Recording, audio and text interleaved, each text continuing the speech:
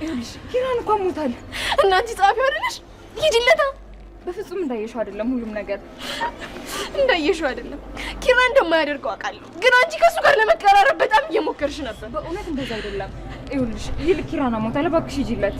እና አንቺ ግን ነርሱ ነሽ? እላዩ ላይ ምን ትሰራለሽ? አንቺ ግን ቆይ ምን አይነት ሰው ነሽ? እንደሰማሁት አይደለሽ፣ በፍጹም ትለያያለሽ እንዴ።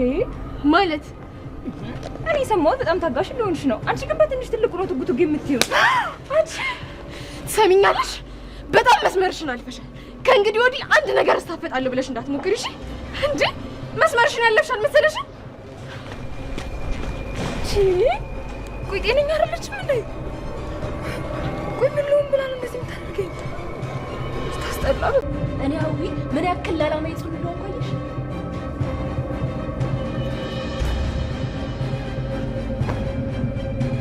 ምን ያክል እንደምጠላሽ ልታውቂ። በአንቺ ምክንያት ነው፣ በአንቺ። ምንድን ነው እሱ? ምንድን ነው ያህል ጮህ? ምን ሆነሽ ነው? ምንም ለምሩ እየዘፈንኩላት እኮ ነው። እንደዚህ እየጮሽ ባዝፍ። ሰላም ውድና የተከበራችሁ የቻናሌ ቤተሰቦች እንደምን አላችሁ? በያላችሁበት ሰላማችሁ ይብዛልኝ። ውድ ቤተሰቦቼ ለዚህ ቻናል አዲስ ከሆናችሁ ሰብስክራይብ በማድረግ ቤተሰብ አድርጉኝ። እንዲሁም ላይክ እና ሼር በማድረግ ሀሳብ አስተያየታችሁን ኮሜንት ላይ አስቀምጡልኝ። የዛሬው ቪዲዮ እንግዲህ ጽናት ክፍል 196ኛ ነው። እንግዲህ በዛሬው ቪዲዮ ጽናት እጅግ በጣም ተናዳለች። ጽናትን ያናደዳት ነገር ምንድን ነው የሚለውን እንግዲህ በሰፊው አብረን እናያለን። ጽናት እንግዲህ ወደ ኪራ ስራ ቦታ ሄዳ ነበረ። ወደ ስራ ቦታ ከሄደች በኋላ ግን ያጋጠማት አንድ ጉዳይ ነበረ። ታዲያ ገና ወደ ቢሮ ስትገባ ኪራና አዲስ የገባችው ጻፊ ሀና እንግዲህ አንድ ላይ ሆነው ኪራ ጸጉሯን የያዛትን ነገር እያላቀቀላት ነበረ። ታዲያ ጽናት ይሄን ነገር ስትመለከት እጅግ በጣም ተናዳለች። ይሄ ነገር ምንድን ነው በማለትም እንግዲህ ኪራን ጠየቀችው። ኪራም ይሄ እጄ ላይ ያደረግኩት ቀለበት እኮ ለፋሽን አይደለም፣ እኔ ባለ ትዳር ነኝ፣ ምንም አይነት ነገር ቢመጣ አላስተናግድም አላት። መልካም ብላም እንግዲህ በይቅርታ አልፋው ነበረ። ነገር ግን ከዛ ቢሮ ስትወጣ ስልኳን ረስታን ስለነበረ በድጋሜ ስልኳን ለመውሰድ ወደ ቢሮ ተመልሳ መጣ ነበረ። ወደ ቢሮ ስትመለስ እንግዲህ አሁንም በድጋሜ ኪራ ራሴን አሞኛል በሚል ምክንያት እንግዲህ ከሀና ጋር አንድ ላይ ነበሩ። ሀና እንግዲህ ምን ሆነህ ነው በማለትም ምን እንደሆነ ለመጠየቅ ጠጋ ስትል ኪራ ምንም አልሆንኩም ሂጂልኝ ከቻልሽ ዝም በይ በማለትም እንግዲህ ምንም እንዳልሆነ ሲናገራት ነበረ። ጽናት እንግዲህ በኪራ ምክንያት ምንም አይነት ፈተና እንዲመጣብኝ አልፈልግም፣ እስካሁንም ድረስ ብዙ ነገር አሳልፍ ያለው ከእንግዲህ በኋላ በኪራ የሚመጣብኝ ነገር ግን ለእኔ ከባድ ነው ስትልም ነበረ። እንግዲህ ስልኳን ለመውሰድ በድጋሜ ወደ ቢሮ ተመለሰች። ስልኬን ጥዬው ልሂድና ማታ ሲመጣ ይዞልኝ ይመጣል ብላም ነበረ። ግን ደግሞ አባቴንም አወራዋለሁ፣ ስለዚህ ስልክ ያስፈልገኛል በማለትም ወደ ቢሮ ተመልሳ ስልኳን ለመውሰድ ስትሄድ እንግዲህ ያየችው በድጋሜ እጅግ በጣም ልቧን ሰብሯታል። ኪራ ለመነሳት ሲሞክር አልቻለም ነበረ። ታዲያ ሀናን ይዞ ወደቀም። ሲወድቅም እንግዲህ ሀናም ተከትላው ወደቀች።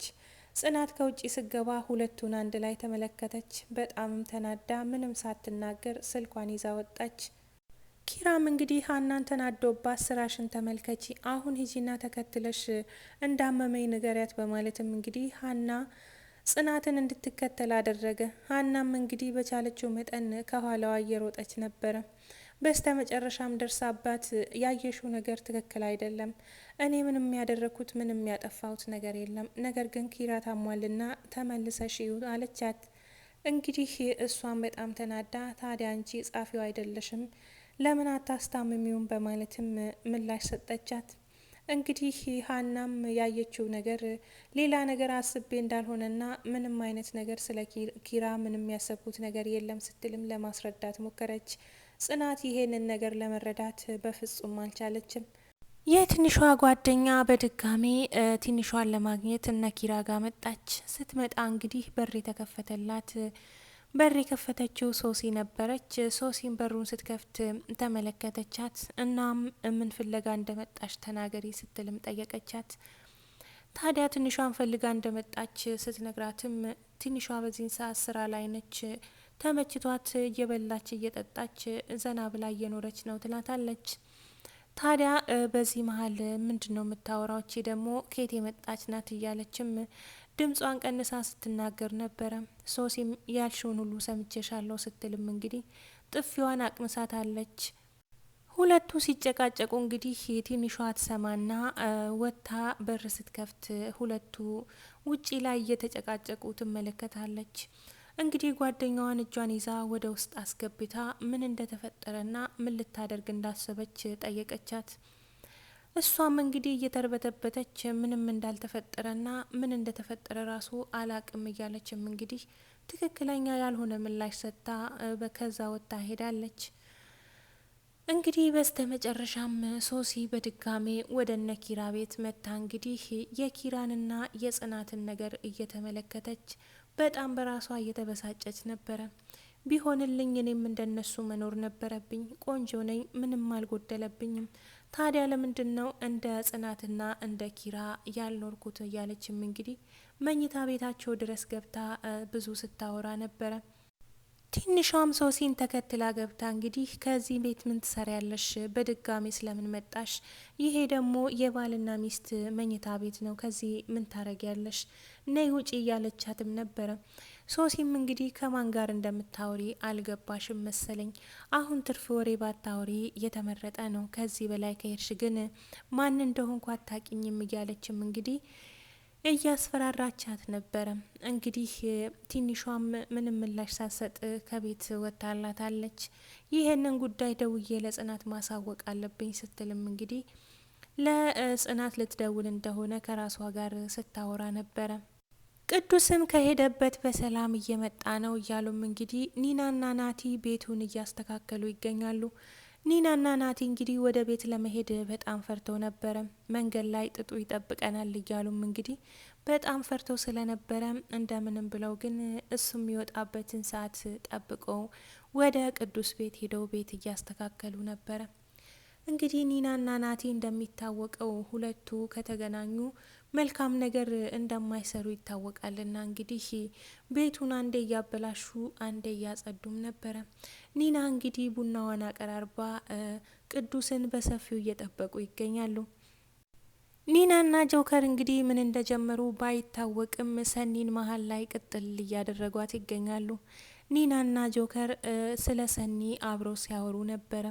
እንግዲህ ጆከርም ስፖርት እየሰራ ኒናም ስለ ሰኒና የቀድሞ ህይወቷን አንዳንድ ነገር እንደነገረቻት እንግዲህ ሰኒ ቆማ ስትመለከት ለምንድን ነው የምታይኝ እንደዚህ በማለትም ጠይቋት ነበረ። እሷም እንግዲህ ስትመልስለት ከዛ ከቦርጫሙ ሰውዬ እንደዚህ ቢሆን ይሻላል እያለም እንግዲህ ስፖርቱን ቀጥሎ ነበረ። ታዲያ ስለዚህ ጉዳይ ለማጣራት ሰኒም ጠጋ ብላ ቦርጫሙ ያልከኝ ሰውዬ ማን ነው በማለትም ጠየቀችው። እሱም እንግዲህ አይ እኔ ራሴን ነው ስፖርት ሳልሰራ በፊት የነበረውን ነው ያልኩት በማለትም መልሶላት ነበረ። በድጋሚም እንግዲህ ሁለቱ ሲነጋገሩ ስለ ቦርጭ ደግሞ ሲናገር ከዛ ከቦርጫሙ ሰውዬሽ እሻላለሁ አላት። ታዲያ ስለዚህ ጉዳይ ማን እንደነገረው አሁንም በድጋሚ ለማጣራት ሞከረች።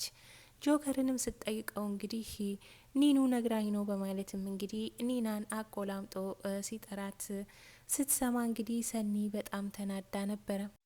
የኒናና የጆከር ነገር እንግዲህ ሰኒን እንቅልፍ አሳጥቷታል። ሰኒ ኒናን ስታገኛት ምን እንደምታረጋት ባይታወቅም ላግኝሽ ብቻ እያለችም ነበረ።